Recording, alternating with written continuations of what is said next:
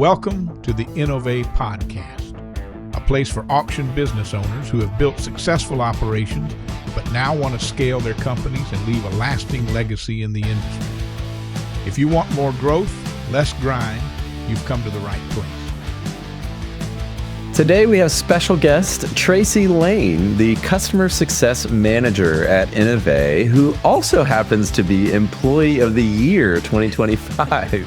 Tracy, so great to have you. Thank you for having me. Today we're talking about customer success and what that means to you and why that is valuable for companies to focus on, particularly auction companies, and thinking about what is customer success and the value that that provides. So talk to me first, what does customer success mean to you? And I know there's maybe different definitions. There's customer experience or customer support, or what do you think about that and why is that valuable? I think with a lot of tech companies, you think about customer support and, who answers when you call and, have a question or need help with something. And really that's, I guess, for any company, you want to know who's answering the phone and who's going to be there for you when you have a question or need something.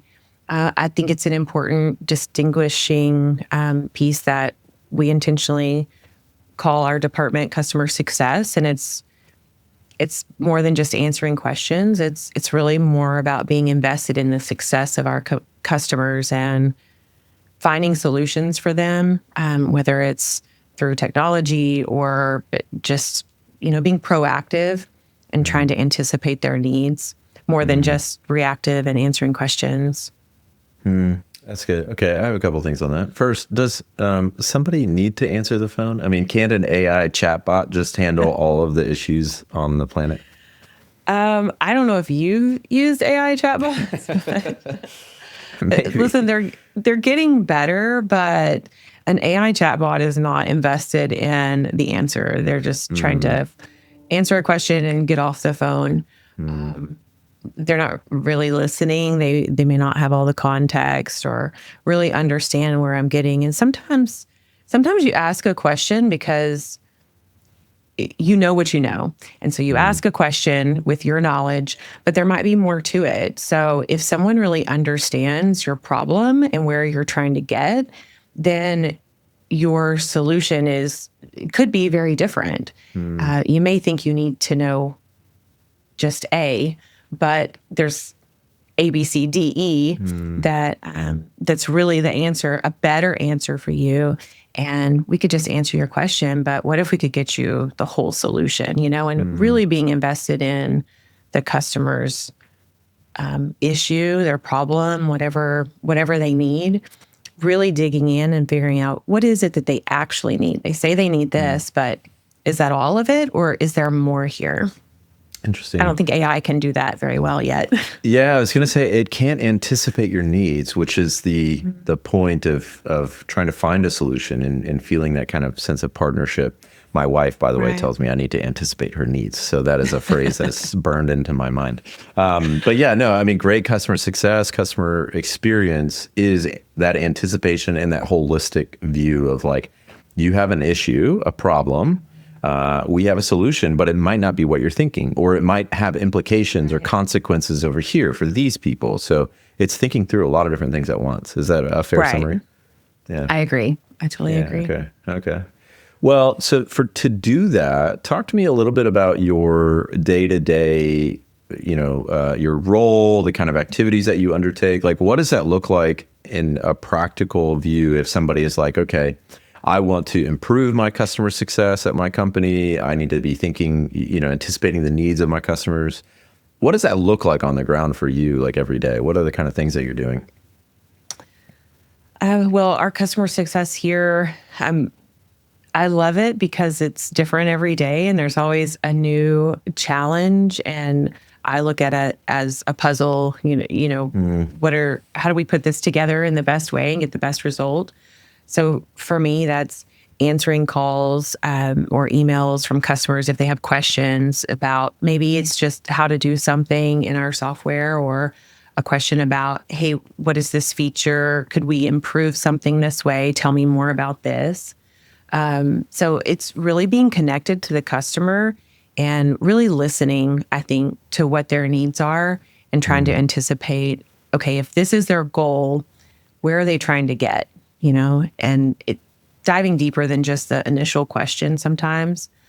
But here that also looks like our customer success team is very involved with our product team and our dev team because we're all right here together in the same office. And so it's communicating with them too. We're trying to build a product that really helps our customers run their business. And so what are those business needs? Our development team, we're not all auctioneers. Jody understands auctions.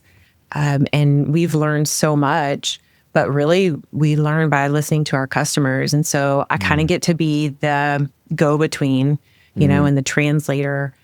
And so I get to talk to our product team and tell them, okay, this is what's happening. Here's the scenario. This is why they're saying they need this. And then that can become, new features in our product or new workflows, that kind of thing. But just listening to the customer and trying to translate what they need and explain that down the line.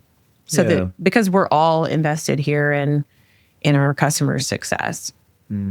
So folks listening might be thinking, if they have a tech background, about like product management, that's kind of that role of like, hey, here's what is going on. Here's what, feature is being upvoted by these phone calls.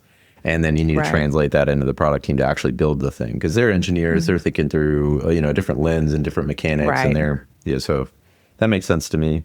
So when doing that, by, anticipating needs through active listening, if you will, thinking about a holistic or comprehensive solution, engaging with the product team, what is something where, or maybe a story you have in mind where you have done that for a customer and it really feels like you've gone the extra mile and they were just totally delighted, satisfied with that outcome? Like, what was that like? I think some of our new customers, maybe when they first, sign with us and are getting started, I think sometimes I feel like I hear a lot from there. They apologize to us for calling. And, Laura and I have laughed about that because we're both former teachers and we've said, no, just keep calling because that's job security for us. We can't go back to teaching. we're not trying to go back and be teachers anymore. That's right. No, but I think they're surprised. Well, one, that they just get somebody and the same people when they call. Yeah. It's nice to hear a familiar voice. And I think we build that trust with them. But as far as going above and beyond, I think compared to other, support or customer service that I get at other places, I get frustrated when it's something you do, you expect more out of other people. So I feel like in general, we're kind of let down these days by customer, service in general. So I think anything kind of qualifies. I think the bar is kind of low. The bar is low. It's kind of low. Agreed. Sadly, but it really makes me happy when people appreciate that we're trying to solve their problem, and it may not be something with our software. I had a new customer tell me the other day they were having trouble with something else. It was related to their setup with us, but with a partner, something that they could log in and that they could go through their service and try to get their questions answers. And she was having trouble, couldn't figure out how to do it. And so she asked me, I was like, oh, let me help you, and she's like, I know this isn't your problem. This isn't your software. But I feel like if we can help, why wouldn't we? If it's our customer, then kind of their problem is our problem. Even if it's not our software, I've never liked that saying, well, that's not my job. That frustrates me a lot. I feel like if you can help somebody, help them, even if it's not in your job description. Yeah, similarly, when you get shuffled off to different departments, that's always a hard thing. And you got to re-explain the story to the next three people as you're, going down the line. That's always hard. Nobody likes that. I like for them to call and have a point of contact. They know if they talked to Tracy before, or they talked to Laura before, or someone else on our team, they know who they're getting and they know our faces. Building that trust, I think, is a big deal. It's more of a relationship, more of a partnership than just somebody we call and some random person that answers. So, but as far as above and beyond, I feel like just never saying that's not my job. I've stepped in when we've been on site helping customers before when they're getting started or, being at their auction. We travel to their auctions. We, not all of them, but it's nice to be there because it helps us get a sense of what does their everyday look like. Then it's just more understanding. And I've clerked things at auctions before. I'm not an auction clerk. I'm a software, technically, like tech support or whatever. But whatever it takes, if it's filling in for somebody for a minute or I'll do whatever it takes, really. That kind of leads me to my next question when thinking about what you think InnovA's support and even more generally, like what really excellent support looks like versus what you typically get. We've talked about that a bit and you kind of answered it there where it is really that listening and not making the customer feel like that's not my job, or you called me about the wrong thing, or I'm not the person to answer your question, or is there anything else that comes to mind where you're like, this has been a standard that either we've held ourselves to or that you've experienced with other really great customer support, customer success? I mean, anything like that that's like, this is a standard that you should pay attention to or something to think through at least when thinking about creating a good customer success environment or team? I think really being invested in the problem and the solution and seeing it to the end, kind of owning it. I think it's that ownership. Your problem is my problem and let's figure this out. Let's get to the bottom of it. Let's get you the solution that you are really going to be happy with, not just yes, no, answer your question. It's a little more, it's more invested in that. I'm invested in the longer run partnership and the longer solution for the customer rather than just answer something up front. I think everybody, you feel that when you get good support, you can feel that someone is invested in a solution for you. I think we all appreciate that. If you were to give advice to a leader at a company and thinking about how to set a culture or a process for doing this really well at this level, what would you say? And the reason I'm asking is that it's one thing to have a person that is, let's say they're a really good customer success manager. They just have that knack for it. They have that ability. They've got that kind of personality, whatever that might be.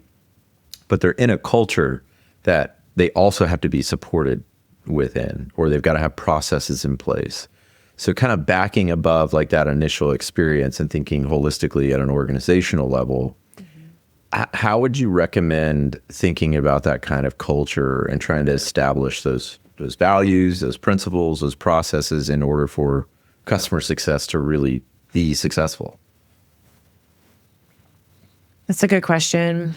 I feel like Jody and Nathan have done a really good job of that here. And if you ask them, people look at our culture a lot here and really appreciate it. And we all love working here. And Jody will tell you it's the people. And I think she's right. So I think you can put in processes, you can put in all of these things, but what it really comes down to is people.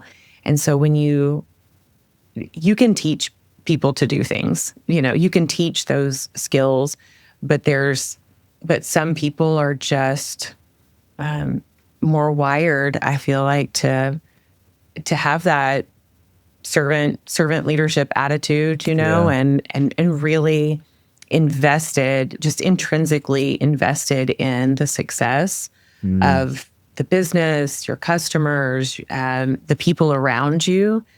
And I think that is a big difference here. I was a basketball player my whole life, played through college. Team is a big deal to me. And I think you get so much from a team. There's so many positive things. You've got somebody there that's got your back all the time, and you're just working towards a common goal. I really like that team feel. And that's something that has been built here. And it really comes down to the people, and they're just all really invested. We're invested in each other. We're invested in this product. We're invested in the business and our customers. It's that common goal. It makes all the difference, and it's the people. It comes down to the people. It makes me think of that phrase that people say, or argument really, that if you take care of your EX, your employee experience, that will take care of the CX, the customer or client experience. And what is it? Peter Drucker, I think, is the one who said that culture eats strategy for breakfast. So you got to build that culture, build into your people. They'll take care of the customers. Absolutely. Yeah, I think that's maybe something that it's hard to quantify. And so I think it's sometimes missed. But the culture is everything, and it does spill over into the customer experience. That's right. It's the vibes. I definitely, vibes. For sure. Yeah. And after last year, it's been almost a year now, but I was diagnosed with cancer last year, and the team really rallied around me. Wow. And it's amazing to be able to work with people like that, and always feeling like they have your back, and always willing to step in if you need something, fill in the gaps. Never once did I hear that's not my job. Everybody's so willing to step in and do whatever it takes to help you out, and they really carried me through last year, and I'm just super thankful for the people here on my team, because it feels like a team, and it feels like I have partners here that are we're working together, It's great. It's a great feeling. And I do think that spills over, and I think our customers can feel that. I can tell you're getting emotional. This is like a personal thing to you. Yeah. It is. People ask me, how I kept working through chemo treatments last year. And, I finished in October, and they ask, how was work? And, how did you do that? And they just really, my team helped me through. They never pressured me, and they weren't demanding. In fact, they encouraged me to take time and, work from home if you need to, don't get sick, that kind of thing. They were looking out for me as a person more than they were looking out for themselves and what slack they were going to have to pick up if I wasn't doing something. But for me, it gave me something to focus on too, outside of, what I was going through and treatment and that kind of thing. So it was, makes me extra bonded to this team here and these people, because when it comes down to it, it is the people, and these are just great people that I get to work with, and it's a privilege to be surrounded by people like that. I don't take it for granted. Do you feel like that experience gave you a new perspective on what it means to be looking out for your customers? And what I mean by that is like, people say, like, you can't love until you know what it means to be loved. Like, you have to be poured into in order to pour out. Do you feel kind of like that in your role and how you were supported? I do. If you feel like you're standing alone and you're trying to help other people, and, it's easy to topple over, I guess, if you're standing all by yourself. But if you've got support all around you, then it's different. You feel so much stronger. You feel like you can do so much more. You feel like you can really pass that on and support others if you have that good foundation. So I think that's true in work and in life, in everything. To have that support is really meaningful, and it does give you a different perspective when you're the person that you don't ask for help, and you are independent, and you like to do things on your own. Being humbled in a way where you need the support and learning to accept the support is definitely changes things. I love that. There's a quote, I think it's by Henrik Ibsen, who was a playwright. He said that laugh and the world laughs with you, weep and you weep alone. And I feel like your role is when people are going through a hard time, they have a problem, you are there to be with them. Because right. Who else can help them? So that's kind of a fascinating perspective that you a role that you fill in their lives. Yeah, there's a quote, and it's somewhere said more eloquently than this, but basically, if you, in like sad times or hard times, if you have someone there, then your that pain or sadness or whatever is divided. But when you have those people with you in good times, it's multiplied. Yes. And I love that about our team. I feel like that kind of wraps up a team. People are there with you. You divide the hard things. You divide the struggle part of it. And then, but man, when it's good and there's good times and there's successes, it's multiplied, because you can do those things on your own, but who are you celebrating with, and yeah, I know that quote. I think it's joy shared is multiplied, and a burden shared is divided. Something to that effect. Yeah. That's much better than what I. Yeah. No, that's great. Yeah. That's a great. That's what you are in this role of customer success, is to be that. I'm dividing this burden that you have. I am right. supporting you as you yourself have been personally supported with a great team around you. So exactly. Yeah. And then it makes the successes so much sweeter too, to be able to multiply it and really share the success. Amen. Yeah, I love that. That's great. Well, this took an unexpected turn, but I really appreciate this conversation because I think I'm glad it went there, because your role is so important. And I think there's so many companies out there or teams that undervalue this need. And it's such an important role. And there's this book I'm reading by an advertising exec. His name's Rory Sutherland. And he said that most marketing teams should actually spend 10% of their budget on a call center, because that is actually how you build loyalty and kind of building a brand. And so spend 10% of your budget on a call center, because that one-to-one human connection with a person on the phone will change everything. So it makes a big difference. You asked earlier about an AI chatbot, and the podcast I was listening to on the way into work this morning was talking about AI jobs and, who's AI coming for, like what types of jobs. And I think, and one of them, a big one, was customer service roles.